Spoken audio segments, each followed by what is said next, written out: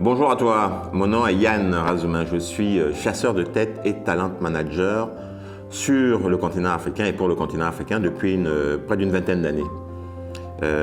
Mon expérience comme directeur d'un cabinet régional à l'époque basé à Dakar, puis comme chasseur de tête dans des cabinets basés à Paris, m'a donné une double perspective qu'on est peu de chasseurs de tête sur l'Afrique à avoir.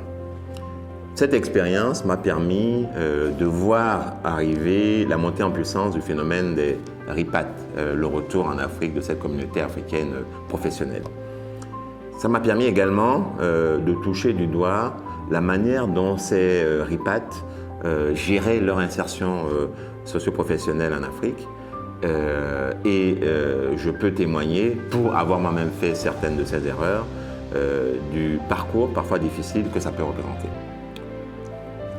On raconte volontiers les belles histoires de ces retours en Afrique de cette communauté de RIPAT, mais on est moins disert sur les difficultés et les réels challenges qu'ils rencontrent.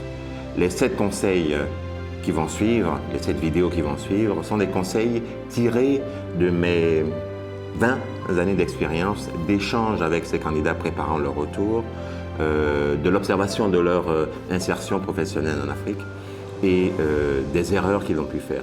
Ayant moi-même fait à une certaine époque certaines de ces erreurs, je suis d'autant plus légitime et en mesure d'éviter que vous les fassiez. Je vous souhaite donc de consulter avec intérêt. J'espère que ces vidéos auront beaucoup d'intérêt pour vous, que vous pourrez en tirer le meilleur et que ça vous aidera à préparer votre stratégie de retour si c'est actuellement ce à quoi vous travaillez.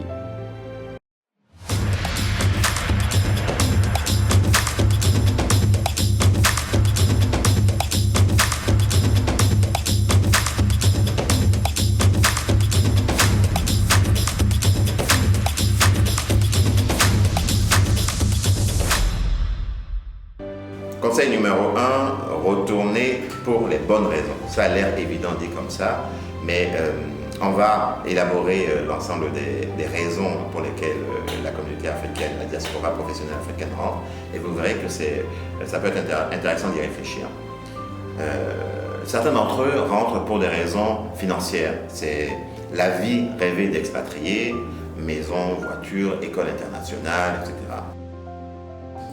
Second motif de retour de cette communauté professionnelle africaine sur le continent africain, c'est l'envie de renouer avec une forme de nostalgie, de renouer avec sa culture, leur background personnel et parfois même spirituel. C'est tout à fait légitime. Autre motif, autre circonstance que j'ai eu à rencontrer, ce sont les retours coup de tête. Ce sont des retours qui, comme leur nom l'indique, les candidats sont dans des circonstances professionnelles, on va dire, frustrantes et décident sur un coup de tête de rentrer en Afrique. Ça n'est jamais une bonne idée, ça n'est jamais une bonne solution, et même les retours, on va dire, pour des raisons nostalgiques, si elles n'entrent pas dans le cadre d'un projet professionnel global, familial, pensé, préparé de long terme, ça peut s'avérer extrêmement douloureux.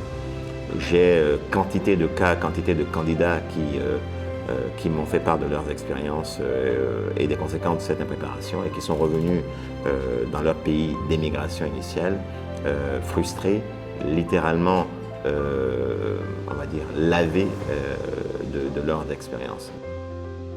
Si ces différents motifs de retour sont tout à fait légitimes à titre personnel, ce à quoi il faut faire surtout attention, ce à quoi il faut être particulièrement vigilant, c'est surtout que ces retours s'insèrent dans une cohérence personnelle, professionnelle, globale. Pas uniquement donc professionnelle, pas uniquement personnelle, pas uniquement nostalgique, mais que tout ça soit cohérent et préparé longuement. Donc en résumé, ne soyez pas mus par des projets de retour portés par on va dire la nostalgie de la vie d'expat RIPAT. Ce type de vie d'expat RIPAT n'existe quasiment plus, elle a vécu. Entre guillemets, les gens en Afrique ne vous ont pas attendu, vous devrez vous faire votre place. Et donc, il est important de préparer ce retour, de s'informer, de savoir ce qui s'y passe. Et au contraire, c'est parce que vous vous positionnez en tant que talent africain RIPAT, connaissant et pouvant s'adapter aux réalités locales, que votre candidature a de la valeur. 2. Si le fameux plafond de verre que vous avez la sensation de vivre dans votre vie professionnelle d'émigré est réel, ne pensez pas que vous allez, parce que vous avez décidé sur un coup de tête de rentrer en Afrique, mettre fin à cette réalité. Vous devrez vous faire votre place. Et puis 3, enfin, le pays peut être sans pitié pour les retours mal préparés, non planifiés, non pensés stratégiquement. Conseil numéro 2, retournez au bon moment. Selon le projet professionnel, entrepreneurial ou professionnel plus classique, l'âge du retour, on va dire, optimal n'est peut-être pas le même. Je vais me consacrer à ce que je sais des retours professionnels et ce que le marché me dit. Il y aurait un âge optimal pour le retour de la diaspora professionnelle africaine sur le continent qui serait aux alentours de 5, enfin en termes d'âge, plutôt en termes d'années d'expérience, 5 à 8 ans d'expérience. Pour quelle raison? C'est un créneau d'expérience professionnelle pendant lequel le RIPAT a eu l'occasion de capitaliser sur des expériences internationales dont il va faire profiter son employeur sur le continent. C'est aussi une durée qui est validée par les employeurs, notamment les filiales de ces multinationales sur le continent africain, parce que ces talents sont encore suffisamment meubles pour s'adapter aux réalités locales.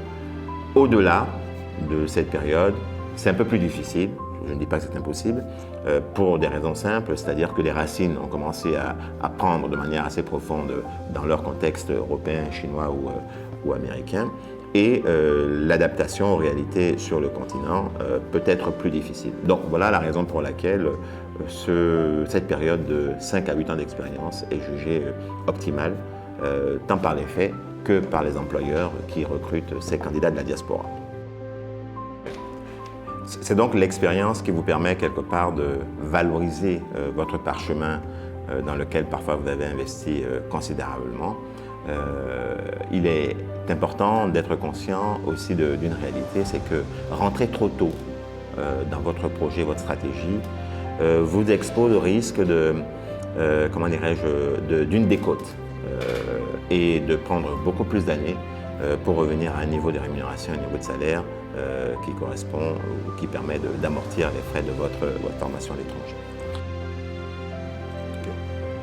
Donc, en résumé, le choix du bon moment du retour sur le continent africain pour la raison professionnelle relève d'un juste équilibre entre une durée d'enracinement pas trop longue dans votre pays d'émigration initiale et puis une expérience suffisamment longue pour permettre une capitalisation du retour sur le continent.